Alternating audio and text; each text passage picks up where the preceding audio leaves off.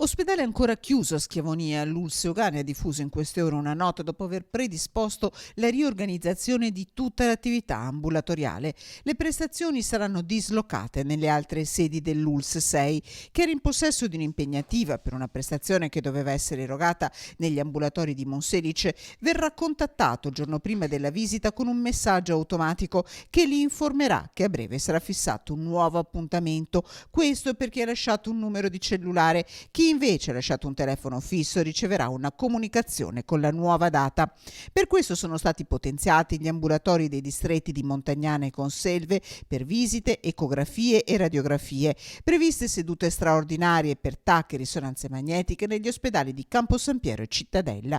I referti radiologici saranno consegnati nei distretti più vicini all'ospedale di Schiavonia, Monselice, Este, Conselve e Montagnana, sulla base della residenza dei pazienti che saranno contattati al telefono. Trasfusioni e donazioni di sangue saranno eseguiti invece a Montagnana.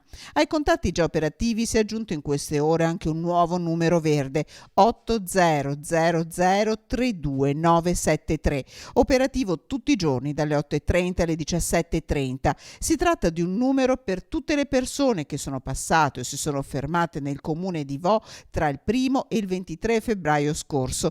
Chi fosse transitato è obbligato a comunicarlo alle autorità sanitarie che adotteranno le misure necessarie.